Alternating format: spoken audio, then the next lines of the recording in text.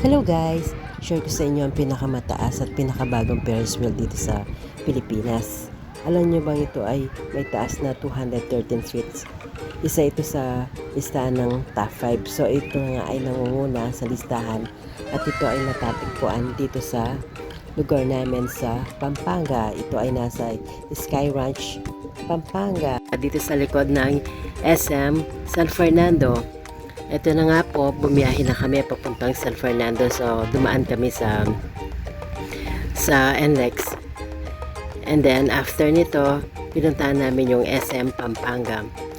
Nag-park na nga kami, naghanap namin yung park at napakamahal po na napag-park nga namin. Nag-park kami worth 100. Pero okay lang naman po. At least po, safe naman po yung ating sasakyan. At dito nga pala yun sa likod ng SM Pampanga. Tatikpan ni Sky Ranch. Open po yung gate, yun nga lang po, magbabayad kayo for rides. Pero yung kinuha mo po namin is ride all you can. So, nagpabook na yung anak ko tsaka yung girlfriend niya para sa voucher. So, nakabook kami itong ngang Saturday. So, pinabalidate na nga namin yung aming mga ticket.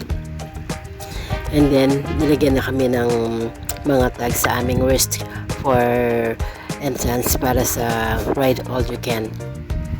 So after naming palagyan lahat, syempre picture muna para may remembrance. At una pala naming pinilihan is yung bump car. Ito, gustong gusto kasi ng mga kids na at the same time nakakatuwa naman talaga at mag-enjoy talaga kayo dito, lalo na kung kasama nyo dito is kayong magpapamilya. Bali 5 yung car nito. So, tagi-isa kami, and then yung mga kids, kasama ko yung anak ko, and then yung asawa ko, kasama niya si Bonso.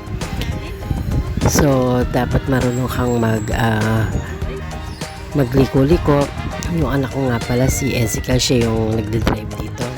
Medyo nahilo nga ako kasi paikot-ikot yung pagmamaneho niya. Pero enjoy naman, super enjoy talaga.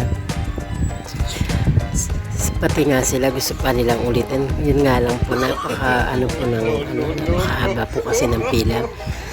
So after nga dito, syempre magpipila rin kami sa ibang mga rides. Susulitin namin yung ride all you can. Ayun, nag-stack up na nga po yung pagdadrive ng anak ko, kaya to the rescue na ako na nag-drive para makaalis na po kami dito sa pinag-stackan namin. Ayun, ang saya-saya po at nakaka-enjoy talaga. Yun nga lang, nakakabitin. Ilang minuto lang po yung pagdadrive. After nito, pipila na naman kami sa next na i-ride namin. Ayun, ang saya-saya at enjoy talaga sila. First time nga nilang makapag-ride dito sa Bangkok. And then after nito, pumunta na kami dito sa tinatawag nilang Pampanga Eye. Ito yung giant Ferris wheel dito sa Philippines at matatagpuan nga ito, nilagay nila ito sa Sky Ranch Pampanga. Ito, nakikita nyo, kasama ko yung dalawa kong kids. So yung bunso ko hindi siya sumama para meron po siyang matakot sa heights. So nag-decide kaming samahan siya ng asawa ko. So yung dalawa kong nalang anak na kasama kong nag-rides ito. At ito na nga, nasa taas na po kami. Kitang-kita nyo po talaga yung view pag nasa taas kayo. Napakaganda po. Yan nga lang po, kung nalulula kayo, huwag na po kayong tumingin sa bats kasi talagang nakakatakot kasi napakataas po at nakakalula. And after naman po doon, nag-enjoy naman po kami at nakita namin yung view. Nag-proceed naman sila dito sa Sky Cycle tinatawag. So nag-ride sila dito. Hindi ko na sila sinamahan. Nag-wait na lang ako dito sa baba para makapag-enjoy naman sila kasi dalawa lang yung pwede doon sa sana kasama ko yung asawa kami dalawa. So habang hinihintay ko sila dito sa baba, syempre pipicturean ko sila at bibidyoan para may remembrance naman. Kitang-kita mo naman at nag-enjoy din sila sa kanilang sinakyan. Nagtingin-tingin na nga rin pala ako dito sa habang hinihintay ko sila dito sa baba. And after na, nag-proceed na kami dito sa may tubig na bangka. Gusto daw nilang isubukan din to. So ayan, nag-race na nga rin kami. Nakaka-enjoy din ito, parang nagmamaneho ka din dun sa bump car. So ayun, usual kami rin po tatlo ang nakasakay.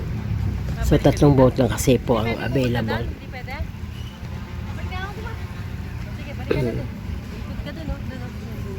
Napakaganda po at nakakalibang po talaga sa mga ganitong mga lugar, lalo at kasama mo yung mga anak mo, yung pamilya mo. Minsan-minsan po talaga kailangan nating labas yung ating mga kids at the same time tayo rin para makapag-relax at makapag-unwind, hindi lang po puro sa bahay. At para ma-enjoy na rin yung mga kids yung pagiging bata nila. Habang maliit po sila, ilabas-labas natin sila. Hindi man po sa ganitong pwede naman po kahit sa mga lang po sa mga picnic, ganun po. Para lang maipasyal niyo yung mga kids nyo. Hindi naman kailangan gumastos kung wala naman pong budget. Pwede naman po sa in other way. Yun po. After yun sumakay nga pala kami dito sa roller coaster. Tignan niyo naman po, tuwa yung anak ko. Nag-enjoy talaga siya. Hindi lang siya nag-enjoy, pati ako nag-enjoy. Talagang nakaka-alis po ng stress sa mga ganitong pag-outing kasama yung mga kids. And syempre at pinakahuli po, wala kaming banding ng asawa ko. Siya nag-request siya, kami naman for the last time kasi almost 8 o'clock na, hanggang 8 o'clock lang pala po itong rides na to. So nag-start siya 12 to 8 o'clock. So for the last minute po, nag-rides kami dito sa Sky Cycle. Nakaka-relax naman po kasi gusto nyo mabagal, bilisan nyo yung pagpasya. Kung gusto nyo namang mabilis, bilisan nyo. Ay kung gusto nyo may pagkwentuhan, bagalan nyo lang itong pagbadyak para makapagkwentuhan kayo at makita nyo kung gaano kaganda yung view.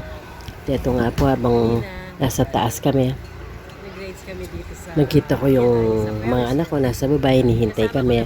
Yun nga lang po, hindi kami nakasakay dito sa Ferris wheel kasi hanggang one ride lang po yung sa Ferris wheel.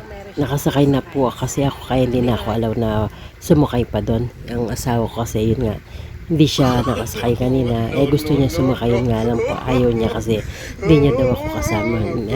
Pero picture kami.